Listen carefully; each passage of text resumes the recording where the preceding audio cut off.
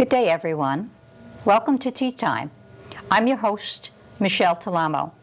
And tonight we have a very interesting guest for all of you and some wonderful information on what is at the forefront in your local town. Our guest tonight is John Anthony.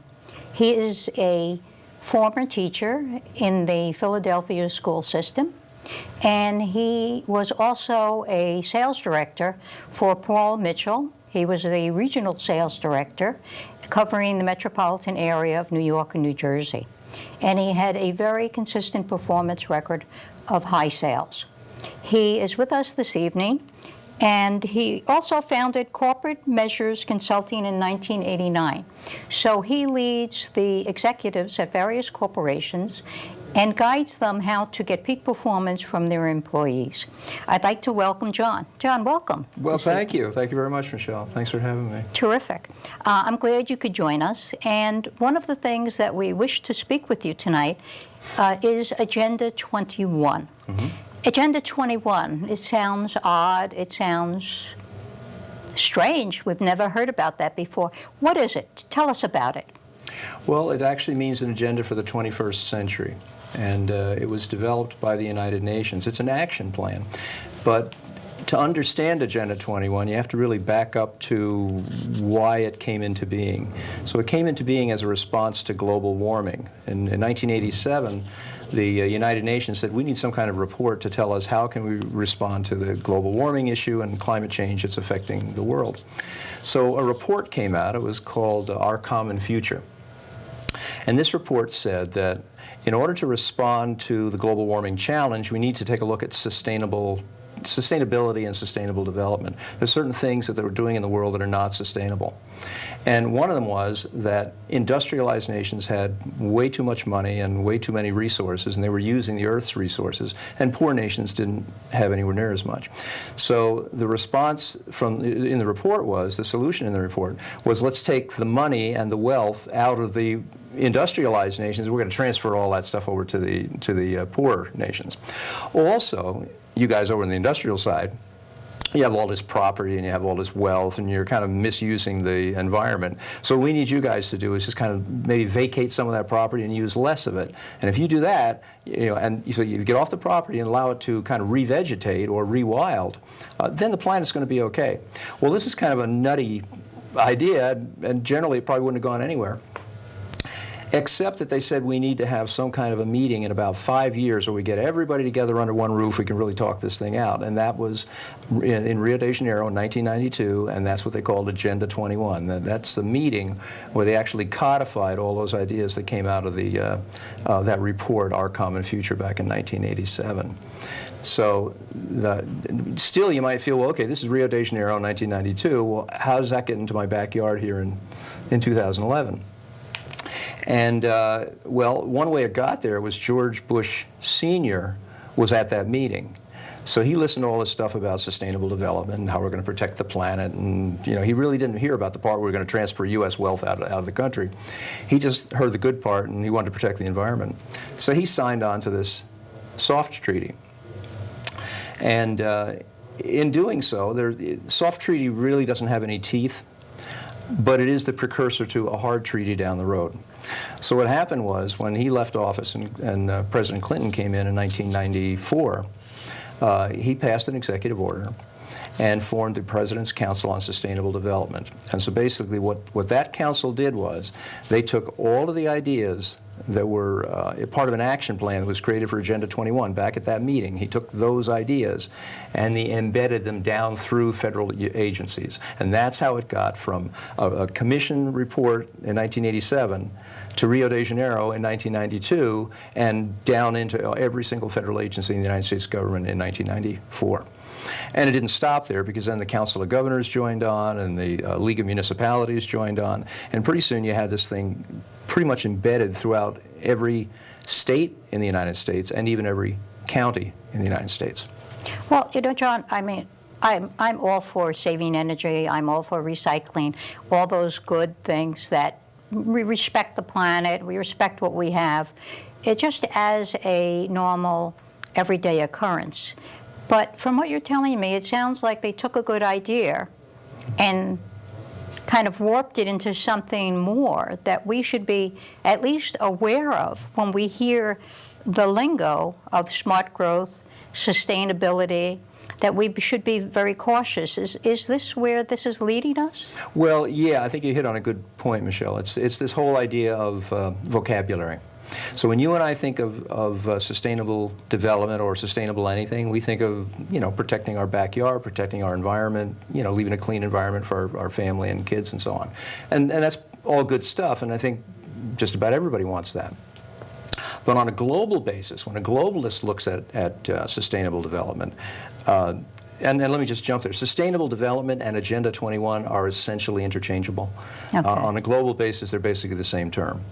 So when a globalist looks at sustainable development, that's not what they see. What they see is areas to focus on, such as social equity. We need to be sure that the needs of the community come before the needs of the individual. They look at the economy. How can we shift the economy around so that each person throughout the world has a similar amount of income and a similar amount of assets?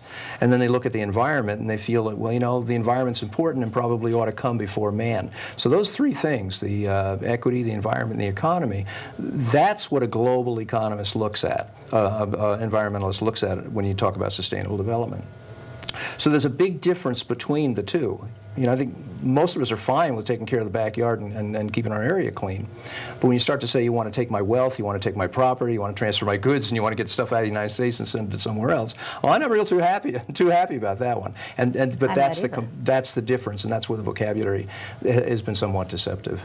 Well, is that why we hear lately, in the past number of years, past few years, 4 or 5, about eminent domain and how it's encroaching, and they label it for the good of the community, and in so labeling that, they're actually seeking to have more tax revenue. But when you look at who they're taking the property from, it's people who've been in their homes for many years. People are losing their right to their property. I would be very concerned about that it tips too far. Yes, you got a good point. I mean, eminent domain, conservation easements, there's a value and there's a place for these things. There's a time for that. But what's happening, if you look, and we're down into local zoning laws now, that's what you're talking about, or rewriting the Correct. master plan for a local community. So when you start to look at that, when a planner comes in and they work with your local community and they say, well, let's take a look at the plan that you guys have, they'll talk about the benefit to the community if we make these changes. We'll talk about how we're going to reduce the amount of carbon dioxide or your carbon footprint in your community. We'll reduce the number of cars. We'll open up fresh space, airspace, and so on for fresh air. But what they won't talk about are individual rights. You will not hear that. It'll be beneficial for the community. It'll be beneficial for the environment. It'll be beneficial for the global community.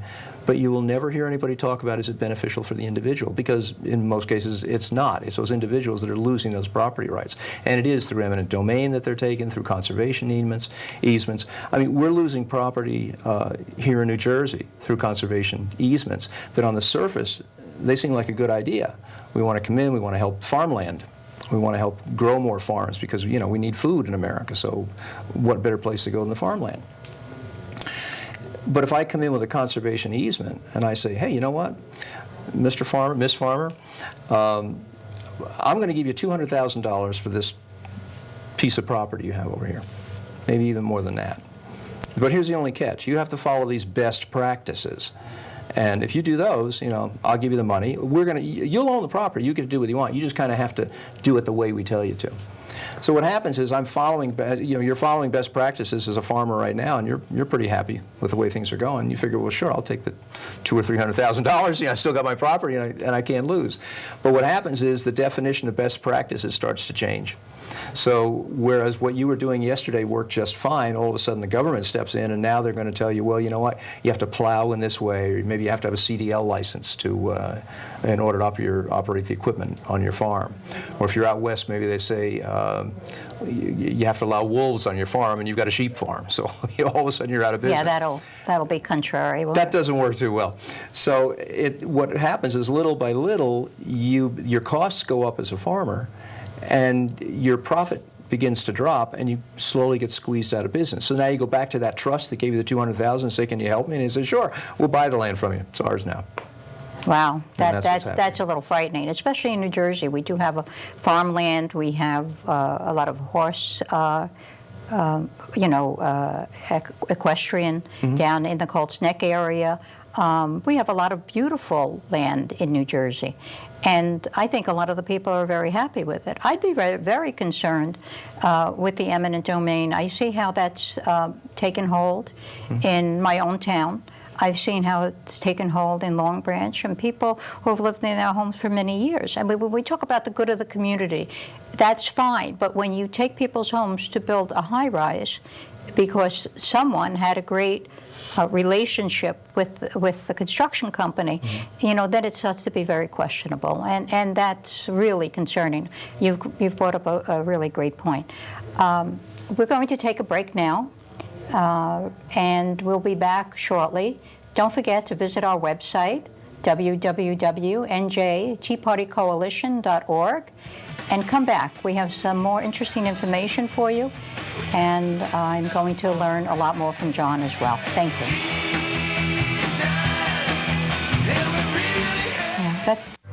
With all the excitement happening with the Tea Party, it may be a little hard to separate fact from fiction. Find out the truth for yourself. Visit the New Jersey Tea Party Coalition's website at www.njteapartycoalition.org. You may find a common voice to your concerns on how our government is functioning, and discover a means to help restore our nation based on the proven principles of our Constitution.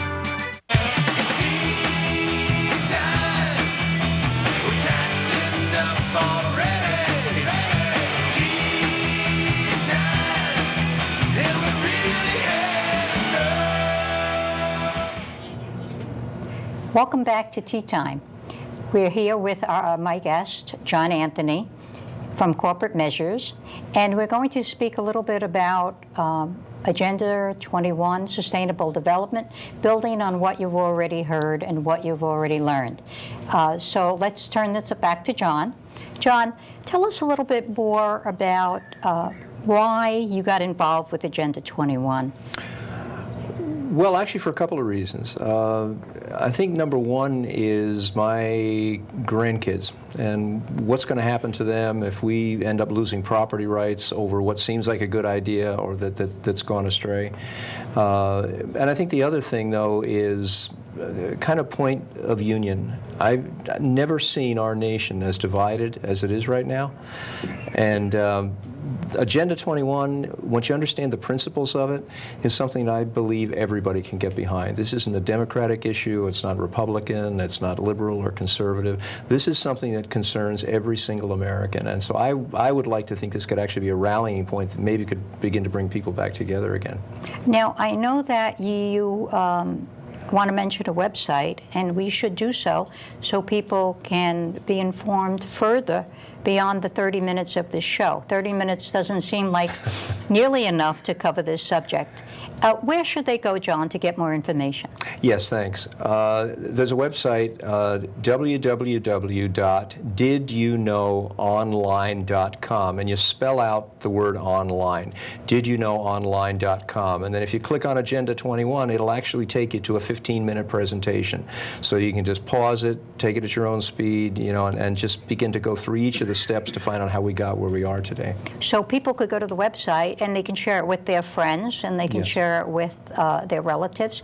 And we'll also have a link on our website so that if people get to our website, as they normally do, we'll be able to share that with them as well. So Excellent. We'll have that available as well. Now, I know, John, that there are communities in New Jersey that have actually, quote, signed on to Agenda 21. What does that really mean, that they've signed on? Well, you don't actually sign on to Agenda 21, but you become involved in it. And generally it happens when planners come into the community and they come up with an idea. Usually a planner will come into a community with a crisis. The crisis is you have population explosion here, or there's going to be a population explosion in the next 10 years. You have to act now. Or you have toxic water. We need to do something right now. So whether these are real or false crises, it's really up to the local citizens to be watching this closely to find out, because a lot of this data is not necessarily verified. So once a planner comes into the community, and you're right, it's here in New Jersey, it's in all 50 states, and it's right now in every single county in all of the 50 states.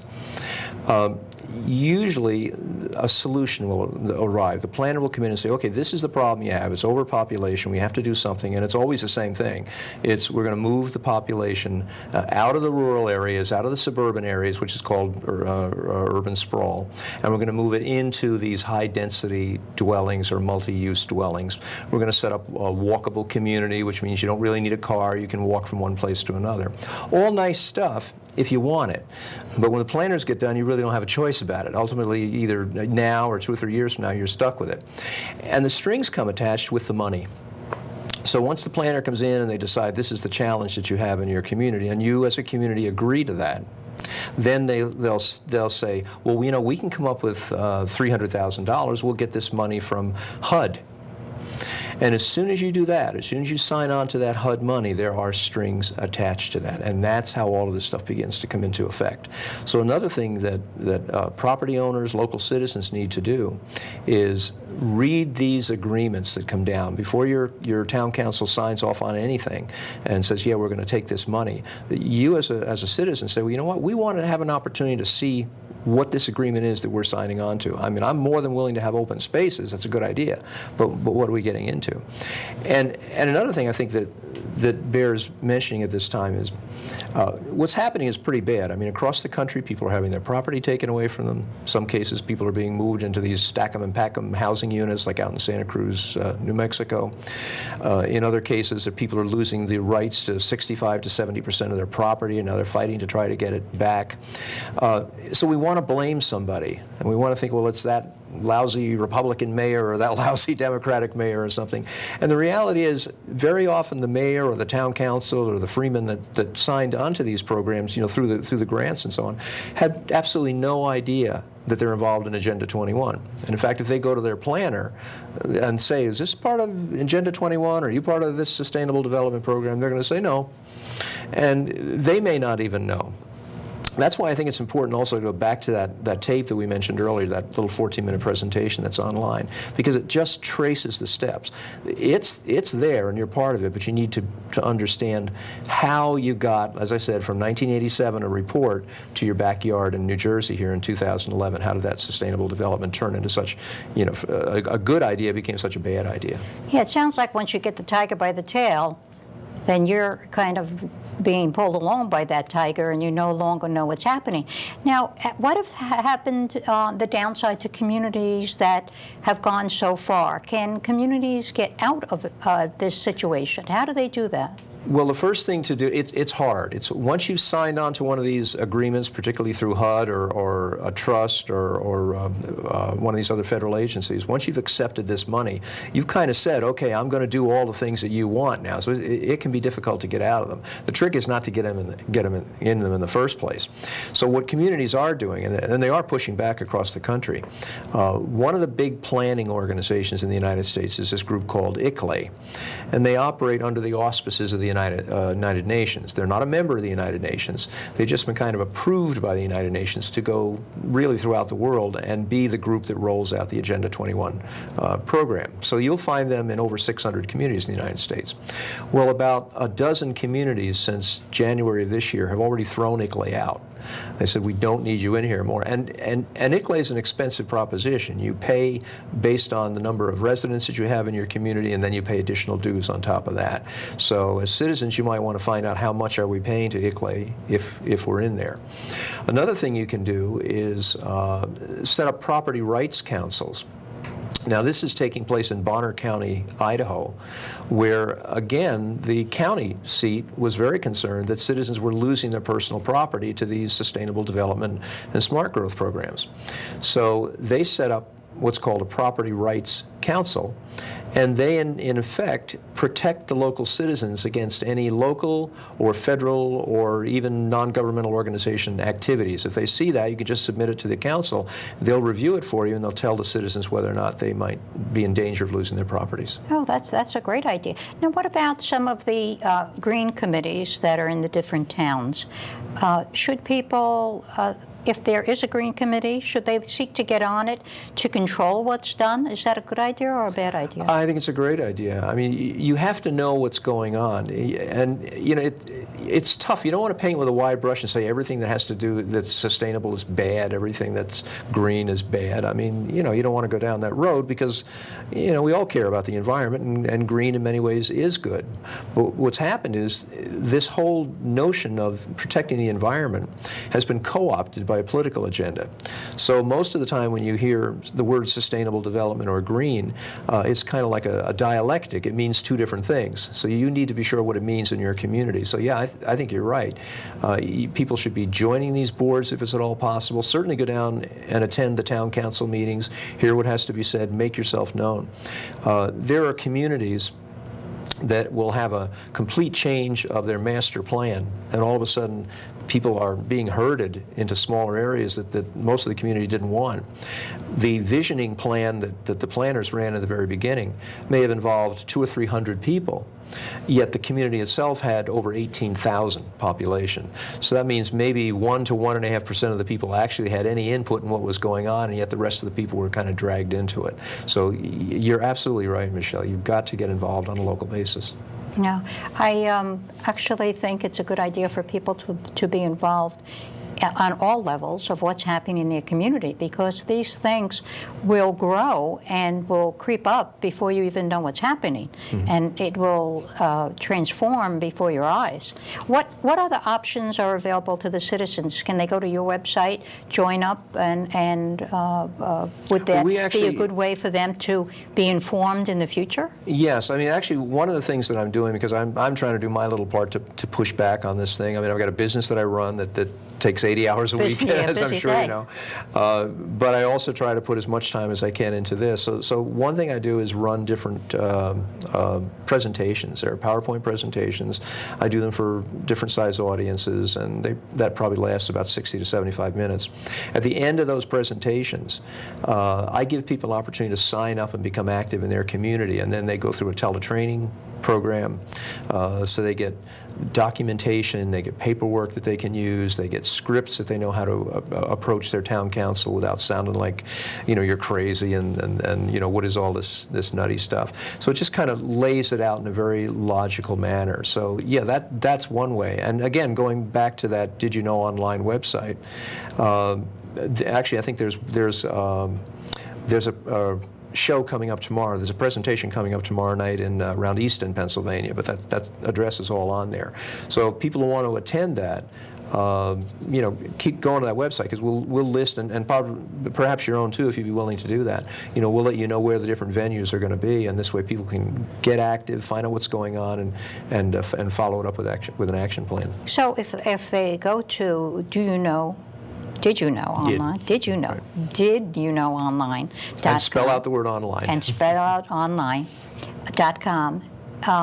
Then you'll have periodic updates as to what events are where. And you're throughout the state of New Jersey? How big of an area are you covering? We've done presentations up in Albany. We're doing them down here. We may be going down to Tennessee to do presentations. If they need a presentation, we're going to go and do it. Primarily, we're working in the New York, New Jersey, Pennsylvania area right now. Okay. But we're also developing other people so they can go out and begin to do the presentations. And they can do it as well. What other options do our citizens have? Is there anything that we've missed in our conversation that you want to tell them about a very significant piece of this, or how else they can become involved? I think you just have to talk to people about it. And as I said before, this crosses party lines and ideological lines. So the most important thing is to get it out into the community. Most people don't understand this has been going on in the United States since the early 1990s. So there's like, what's that? My math is bad, but it's 20, 25 years that this has been going on in the United States. So this whole idea of Agenda 21 and sustainable development is just embedded in virtually every community. Well, the only way you can fight that is by sheer numbers and awareness. So if you know what's going on, then have a cup of coffee with your neighbor and just share it with them and let them know what's happening. If you look at that little 14, 15-minute video that's online, take your laptop and just take a look at that, or email it to somebody and share it, and then look at it. It's 15 minutes out of your life. But if you go back to our principles, our founding principles, nothing was more important than owning private property, because our founding fathers knew that was the very definition of freedom. So if you compromise that in any way, you're losing those freedoms. And this sustainable development movement, this global version of it that's happening throughout the country, takes away pieces of those rights. And in fact, the way they look at it is like a bundle. They say, well, you have a bundle of rights. This is what the sustainabilists will tell you. And all we want to do is really just take away one of those rights. See, and that's the right to develop your property. But you keep all the rest. So you can still have people come on your property if you want. You can buy it, you can sell it, you can come and go as you please. You're just giving up this one little piece. But that one little piece ultimately embraces all of the rest of it. So the minute you give that up, in effect, you've given everything up. And that's what we need to know as individuals. We will do a lot to protect the community, but do not give up your property rights for anything. Well, I think you made a great point there. Our Constitution gives us our property rights, and if we do not have property rights, well, I'm surprised as to what else will be left for us. If we do not have and own the property that we paid for, that we worked hard for, it's a pity when these regulations are telling us at every moment what we need to do. So I think it's important to go to John's website and to check out the information. Please make every effort to do so. And it's didyouknow.online.com. And also, of course, we would like you to visit our website, New Jersey. It's njteapartycoalition.org. And we know that you'll be very active. You'll be interested to know more on this. Please check it out. Remember, everything is local, and it's your town. Do what you can. Thank you very much. Thanks, John, for coming. Great. Take care.